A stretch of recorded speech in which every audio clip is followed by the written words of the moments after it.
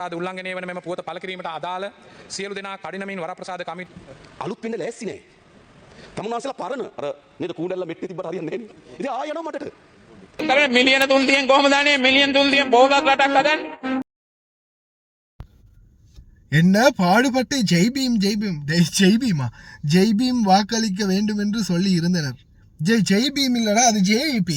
அதே போல அது ஜேவிபியும் இல்லை, இப்போ என்பிபி ஜெய்பீம். அட பாவி, கடைசியில் சூர்யாவோட படம் ஜெய்பீமா மாத்திட்டிய போல. இப்போ நாங்கள் தான், ஆமாம், எல்லாம் நாங்கள் தான் பண்ணது, எல்லாம் நாங்களே பண்ணிட்டு இப்போ நாங்களே கூற சொல்கிறோம். அஸ்ஸலாமு அலைக்கும் வரஹ்மத்துல்லாஹி வபரகாத்து. அன்பார்ந்த அனைத்து உறவுகளுக்கும் இனிய மதிய வணக்கம். மீண்டும் மிக முக்கியமான ஒரு தகவல். இப்போ நிறைய பேர் வந்து பிடிச்சிக்கிட்டாங்க.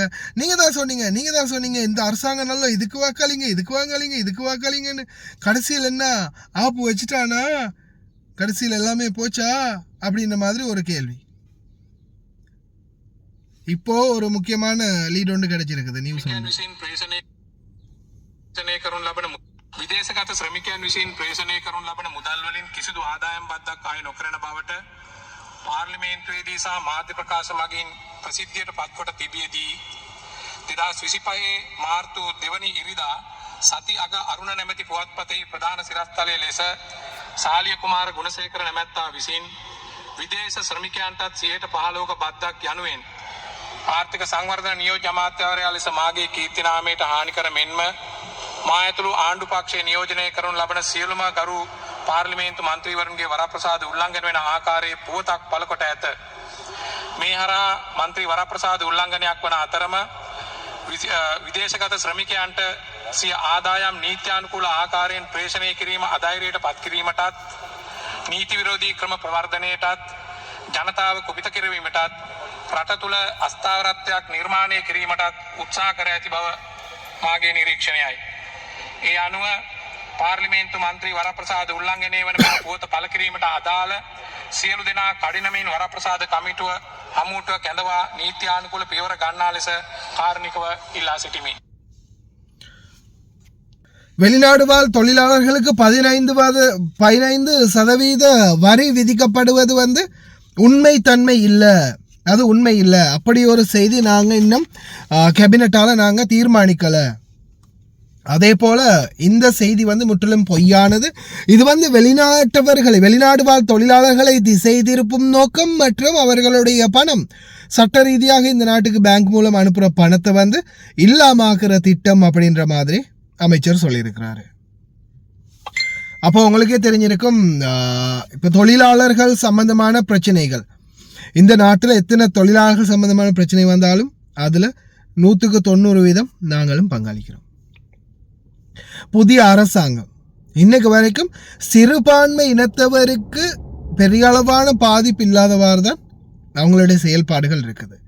உங்களுக்கே தெரியும், இப்போ டேக்ஸ் கூட எவ்வளவு, இப்போ இந்த முறை டேக்ஸ் பற்றி பேசும்போது கூட 18 லட்சத்துக்கு மேலே, கிட்டத்தட்ட ஒரு 150 200 தினாருக்கு உட்பட்ட சம்பளம் எடுக்கிறவங்களுக்கு, வெளிநாடு தொழிலாளர்களுக்கு டேக்ஸ் இல்லை. அதுலேருந்து 3 லட்சம் வரைக்கும் இருக்கிறவங்களுக்கு 6% டேக்ஸ் அப்படின்னு சொல்லியிருந்தாங்க. அப்போ 6% என்னும்போது சாதாரணமாக ஒரு மாதத்துக்கு 3 லட்சத்துலேருந்து 4 லட்சம், 4 லட்சத்துலேருந்து 5 லட்சத்துக்குள்ளே எடுக்கக்கூடியவங்களுக்கு அந்த சம்பளத்துக்கான வரி வந்து விதிக்கப்படும் அப்படின்னு அது இன்னும் கன்ஃபார்ம் ஆகலை, அதை சொல்லியிருந்தாங்க.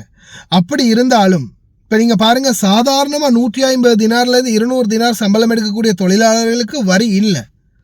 அதுக்கு மேலே சம்பளம் எடுக்கிறவங்க, இப்போ நம்மளுடைய நாட்டை பொறுத்த வரையில் ஒரே ஒரு விடயத்தை நல்லா ஞாபகம் வச்சுக்கோங்க. இந்த அரபு நாடு மாதிரி, இந்த குவைத் நாடு மாதிரி, இந்த கத்தார் மாதிரி, இந்த ஒவ்வொரு நாடுகள் மாதிரி இந்த நம்ம நாட்டில் வந்து எண்ணெய் வளமோ இல்லை ஒவ்வொரு இயற்கை வளமோ இல்லை, அதை விற்று நம்மளுக்கு வந்து மாதம் நம்மளுக்கு வருமானம் நம்ம நாட்டுக்கு வரத்துக்கு நம்மளுடைய நாடு வரி என்ற ஒரு வரியால் தான் நம்மளுடைய நாட்டை நாம் முன்னேற்றி கொண்டு போக முடியும். மக்களுடைய வரி பணத்தால். இலங்கையாக இருக்கட்டும், இந்தியா இருக்கட்டும், உற்பத்திகள் கம்மியாக இருக்கிறதால இப்போ சாதாரணமாக நம்மளுடைய நாடும் எத்தனையோ இயற்கை வளங்கள் கொண்டிருக்குது. அதை எல்லாத்தையுமே சரிப்படுத்தி, இயற்கையான வளங்கள் எல்லாம் சரிப்படுத்தி, நெற்பயிர் செய்கை, காய்கறி பயிர் செய்கை, தென்னை பயிர் செய்கை, அதே போல் எண்ணெய் சுத்திகரிப்பு நிலையம் மற்றும் எண்ணெய் கிணறுகள் இருக்குது ட்ரிங்கோவில், இதெல்லாம் ரெடி பண்ணி எடுத்து சாதாரணமாக இந்த வேலைகள் எல்லாம் பூர்த்தி செஞ்சு எடுக்கும்போது உற்பத்தி திறனை நம்மளுடைய நாட்டில் அதிகரிக்கும் போது நம்மளுக்கும் அந்நிய செலவாணிகள் வந்து வேறொரு வழியாக கிடைக்கும். இப்போதைக்கு டூரிஸ்டையும் வெளிநாட்டு தொழிலாளர்களையும் நம்பித்தான் டாலர் இருக்குது. ஆனால் அந்நிய செலவாணிகளை வேறு கூட்டுறதுக்கு இன்னும் நிறைய வழிகள் இருக்குது. ஆனால் அதுக்கு வந்து இன்னும் காலம் தேவை, இன்னும் கொஞ்சம் காலம் தேவை. உற்பத்தி திறனை அதிகரிக்கணும். நாட்டுடைய உற்பத்தி திறன்களை அதிகரிக்கும் போது தான் நாட்டில் இன்னும் அதிகமான அந்நிய செலவாணிக்கான வருவாய்கள் இருக்கும்.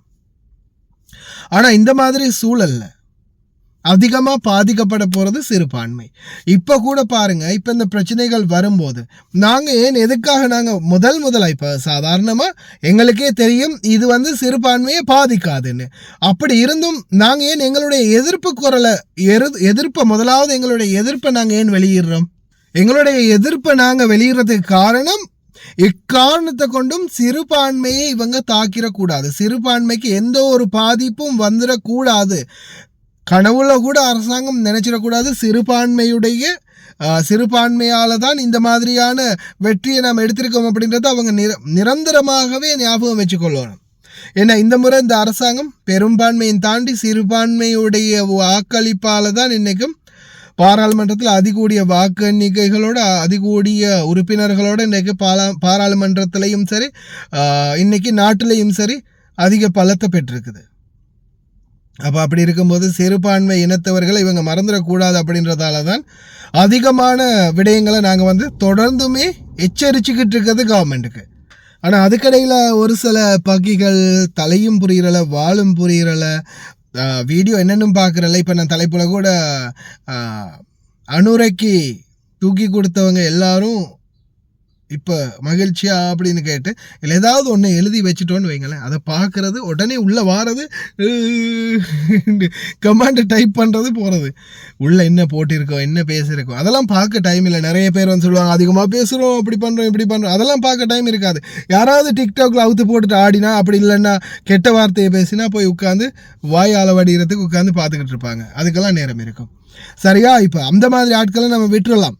அதில் 110 பேர் தான் இருப்பாங்க, 1000 பேர் நம்மளுக்கு சாதகமாக பேசக்கூடியவங்க இருக்கிறாங்க. அதே மாதிரி தான் ஒன்று புரிஞ்சுக்கோங்க, அரசாங்கத்தை நாங்கள் எதிர்த்தாலும் அரசாங்கத்துக்கிட்ட நாங்கள் கேள்வி கேட்டாலும் அரசாங்கத்துக்கு உடனே எந்த ஒரு தகவல் வந்தாலும் உடனே நாங்கள் எதிர்த்து பேசினாலும் அது அரசாங்கத்தோடு நாங்கள் நேரடியாக தொடர்பு கொள்கிறோம், நேரடியாக அரசாங்கத்துக்கிட்ட எங்களுக்கு கேட்குறதுக்கு உரிமை இருக்குது, நாங்கள் கேட்குறோம். ஏன்னா இந்த சிறுபான்மை மக்கள் அது மாதிரி ஊடகங்கள், முக்கியமாக சமூக ஊடகங்களாகிய நாங்கள் தான் ஆரம்பத்திலேருந்து பிரச்சாரம் பண்ணி இந்த அரசாங்கத்தை உருவாக்குறதுக்கு மெயினான காரணமாக இருந்தது. அப்படி இருந்த காரணத்தால் நாங்கள் நிச்சயம் எங்களுக்கு கேட்குறதுக்கு 100% உரிமை இருக்குது. இந்த அரசாங்கத்துக்காக நாங்கள் இந்த சொல்கிறாங்களா கடைக்கு போகணும் அந்த கடைக்கு போனவங்களுடைய உரிமை வந்து இன்னமும் இருக்குது. அதனால தான் நாங்கள் வந்து இந்த அரசாங்கத்துக்கிட்ட டைரெக்டாகவே கேள்வி கேட்குறது, அதுக்குரிய பதிலையும் அரசாங்கம் கொடுத்தே ஆகணும். அதுக்குரிய பதில்கள் தான் இப்போ கிடைக்குது, நீங்கள் பார்க்குறீங்க தானே. இப்போ நான் 2-3 நாளைக்கு முன்னாடி வீடியோ போட்டிருந்தோம். இப்போ என்ன அமைச்சர் என்ன சொல்கிறாரு, அது பொய்ன்னு சொல்லியிருக்காரு.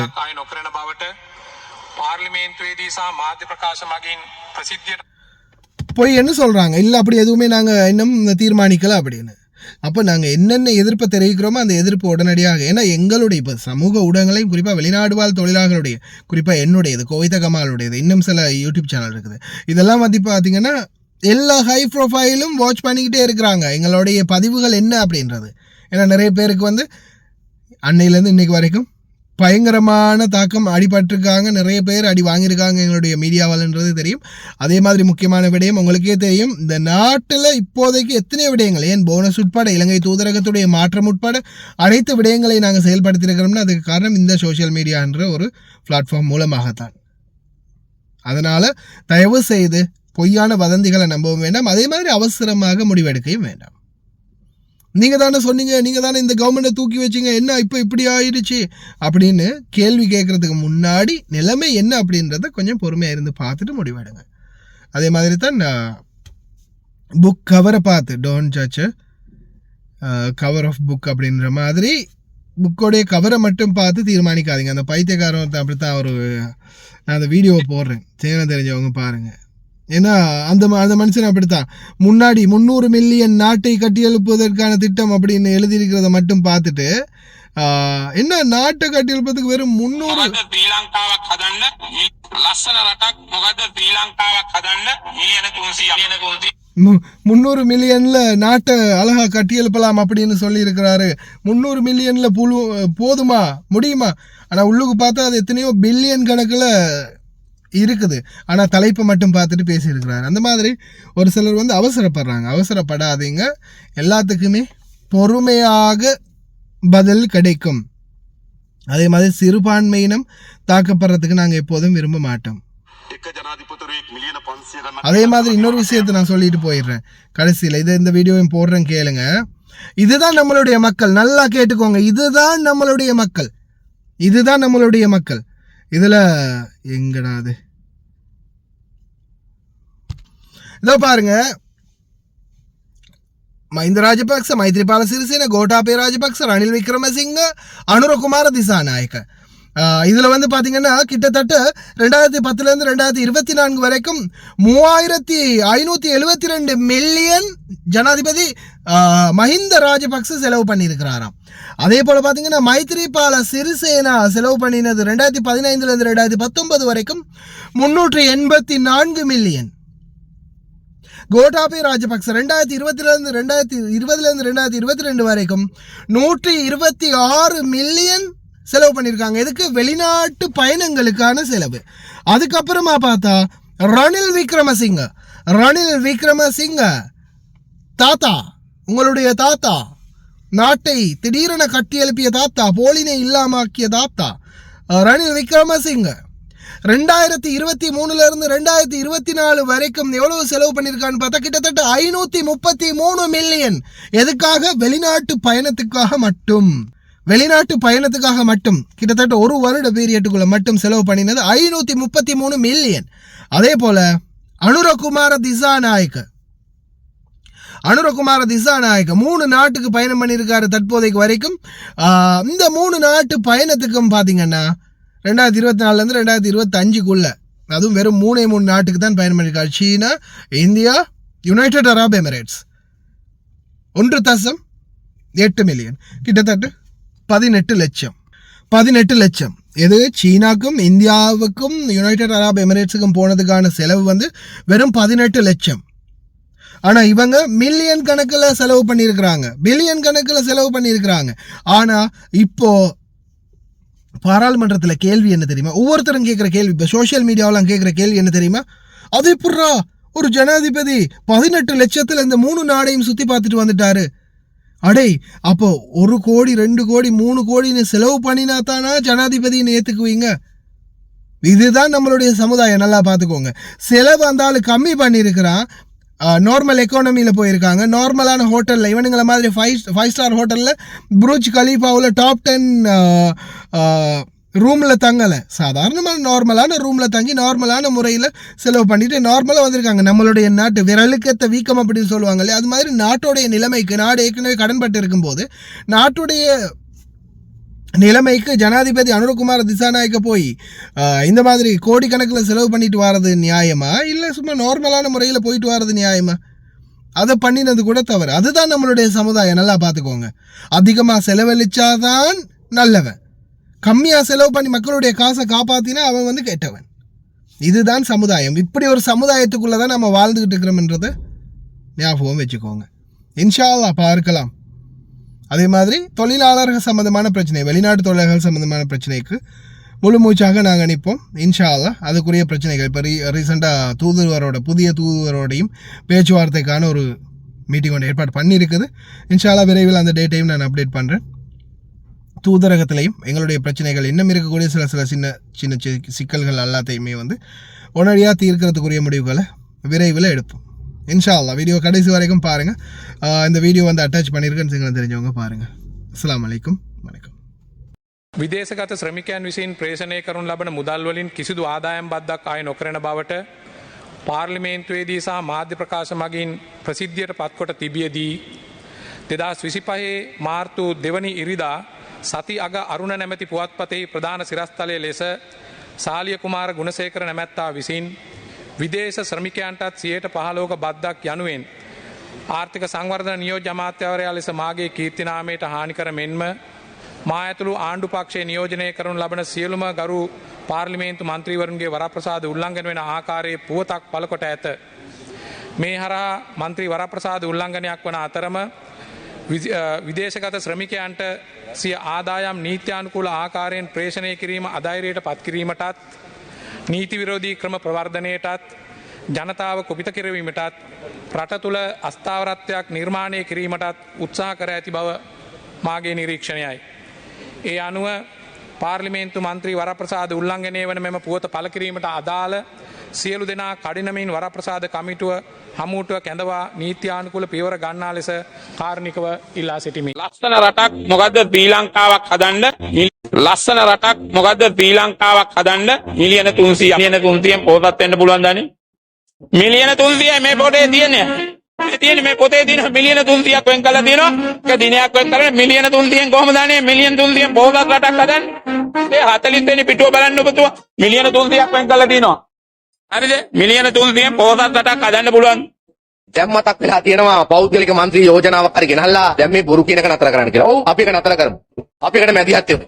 ඒ වගේම මම කියනවා විපක්ෂෙන් විනාඩි 5 බොරු කියලා යන්න එපා කියලා. ඒක විපක්ෂයට එක മന്ത്രിවරේ. හරිද? දැන් මීට ඉස්සෙල්ලා ඇවිල්ලා කිව්වා පොහොසත් රටක් ලස්සන ජීවිතයක් මිලියන 300කින් කොහොමද නිර්මාණය කරන්නේ. දැන් මේ මොකද්ද වෙන්නේ മന്ത്രിතුමනි? මේ වෙන්නේ පිට කවරේ බලනවා පිටු බලන්නේ නැහැ. කවුරුත් බලන්න පිටු එතකොට මේ මොකද්ද තියෙන්නේ මේ මම දන්න විදිහට මේ മന്ത്രിතුමාට මං හිතන්නේ රිසර්ච් කරන්න දෙන්නෙක් ඉන්නවා එක්කෝ ඒ රිසර්ච් කරලා දෙන්න මේ മന്ത്രിතුමාව හැමදාම අමාරු වෙලා එක්කෝ අර රිසර්ච් කරලා දෙන්න තොරතුරු මේ මන්ත්‍රීතුමා හරියට කියවන්නේ නැහැ. ඉතින් ඒක නිසා ගරු මන්ත්‍රීතුමනි මම මේක සභාගත කරනවා මේ අන්ද දිසානායක සහෝදරයා ඒ වගේම ජාතික ජනබලවේගයේ ආණ්ඩුවේ පුරවැසි අයවැය ඉදිරිපත් කරපු මේ ප්‍රකාශය මොකක්ද මේකේ තියෙන්නේ? මේකේ තියෙන්නේ ශ්‍රී ලාංකීය දිනයක්. මේ මන්ත්‍රීතුමාට මම කියන්නේ මේක මේ ශ්‍රී ලාංකීය දිනයක් කරන්න යන්නේ. මේකේ මාතෘකාව බැලුවා උඩ මාතෘකාව කියෙන්නේ නැහැ. හැබැයි පටන් ගන්නවා මේකේ පොහොසත් රටක් ලස්සන ජීවිතයක් කියලා. යට තියෙනවා රුපියල් මිලියන 300යි. ඔන්න මන්ත්‍රීවරයාගේ තරක. පොහොසත් රටක් ලස්සන ජීවිතයක් තියෙනවා මාතෘකාව පටන් ගත්තී. යට තියෙනවා මිලියන 300යි. මෙතන ඇවිල්ලා අහනවා මිලියන 300ෙන් කොහොමද පොහොසත් රටක් ලස්සන ජීවිතයක් හදන්නේ කියලා. මොනවද? විනාඩි 5 බොරු. මේ අයවැය ඇතුලේ බිලියන 8835ක මුදල් ප්‍රමාණයක් මේ රටේ ජනතාවත් එක්ක කරනවා. පොහොසත් රටක් ලස්සන ජීවිතයක් හදන්න යන්නේ මිලියන 300 නෙමෙයි. ඉතින් මේ විනාඩි 5 බොරු කියන මහත්තුරු තමයි මේක ඇතුළේ ඉන්නේ. මම දැක්කා එක ජනාධිපතිවරයෙක් මිලියන 500 ගණනක් වියදම් කරලා තියෙනවා රට යන්න. ඒක ප්‍රශ්නයක් වෙන්නේ නේ. මිලියන 1.8කින් ගියේ කොහොමද කියලා ප්‍රශ්නයක් වෙන්නේ. 3500. මිලියන 3500 ප්‍රශ්න වෙන්න ඕන කොහොමද? මේ ජනාධිපතිවරයා මේ මිලියන 3500ක් වියදම් කරේ කොහොමද කියලා අහන්න එපා මේකේ. අහන්නේ 1.8න් ගියේ කොහොමද කියලා. අලුත් වෙන්න ලෑස්ති නෑ. තමුන්නාන්සලා පරණ අර නේද කූඩැල්ල මෙට්ටේ තිබ්බට හරියන්නේ නැහැ නේ. ඉතින් ආයෙ යනවා මටට. තමුන්නාන්සලාගෙන 1.8ක් ඒකත් වැඩි. අපි આવොත් එකට යනවා. අන්න අලුත්. මෙතන මොකද්ද මේ? මම කියන තමුන්නාන්සලා මේ පැරණි සාම්ප්‍රදායික ගතානුගතික අසාර්ථක දේශපාලන සාකච්ඡාවෙන් එළියට එන්න. ඔව් දේශපාලන පොසීල නේද අනාගතයේ අපේ දේශපාලන පුරාවිද්‍යාන්ත කැණීම් කරලා හොයාගන්න පුළුවන් ඔය වගේ අසිස්තත්ව මිනිසුන් මම මේ කියන්නම් හරි මම මේ අවංකව කියන්නේ මම හැමදෙනාටම ආරාධනා කරන්නේ ශිෂ්ටත්වයේ විශ්වාස කරන්න අසිස්තත්වයේ ප්‍රතික්ෂේප කරන්න ශිෂ්ටත්වයේ ප්‍රතික්ෂේප කරනවා නම් කිසිවෙක් ඔවුන් මම කියන්නම් අපි මේ ගොඩනගන නව දේශපාලන සංස්කෘතිය විසින් අනිවාර්යෙන් ඉතිහාසයේ දේශපාලනයේ කුණු කූඩියට තල්ලු වෙනවා. අපි ආණ්ඩු කරයිද? ඔබ ආණ්ඩු කරයිද? ඒක වෙනම දෙයක්. හැබැයි අපි සමාජ නිර්ණායක පද්ධතියක් හදනවා. පාර්ලිමේන්තුව මෙන්න මෙහෙම නිර්ණායක පද්ධතියක්. පොලිසිය මෙන්න මෙහෙම නිර්ණායක පද්ධතියක්. හමුදාව රාජ්‍ය ආයතන මෙවැනි නිර්ණායක පද්ධතියක්. මම ඔබට ආරාධනා කරන්නේ. ඔබට ආණ්ඩු බලය ගන්න අවශ්‍ය නම් අපිව පළවා හරින්න නම් අපිට වඩා ශිෂ්ටත්වයේ උඩට යන්න. ඔච්චරයි. පහළ දේශපාලනේ අවසන්. මන් දන්නවා දැන් කෙනෙක් කෙනෝල එයා ඔක්තෝබර් වල පාර්ලිමේන්තුවට එනවා. පහු හොඳේ. මම යාට කියන්නේ හීනෙන් හරි කමක් නැහැ පාර්ලිමේන්තුවක් හදාගෙන ජීවත් වෙන්න පාර්ලිමේන්තු මන්ත්‍රීවරයෙක් කියලා. මොකද 77 ඉඳන් පාර්ලිමේන්තුවේ. මිනිස්සු පුරුද්දට ඇබ්බැහි වෙනවනේ. දැන් පුරුද්දට ඇබ්බැහි වෙලා තියෙනවා. ඒ නිසා මම කියන්නේ මේකයි. කුමන්ත්‍රණ වලින් ආණ්ඩු බලය වුවමාරු කරපු යුගයේ අවසන්. ජාතිවාදීන් ආණ්ඩු බලය මාරු කරපු යුගයේ අවසන්. ඉදිරියේදී දේශපාලන වේදිකාව අපි මේ ගොඩනගා තිබෙන ශිෂ්ටත්වයට වඩා උතුම් ශිෂ්ටත්වයක්ද කියන එක තමයි දේශපාලන සංවාදය. මේට වඩා උඩින්ද? ඔච්චරයි.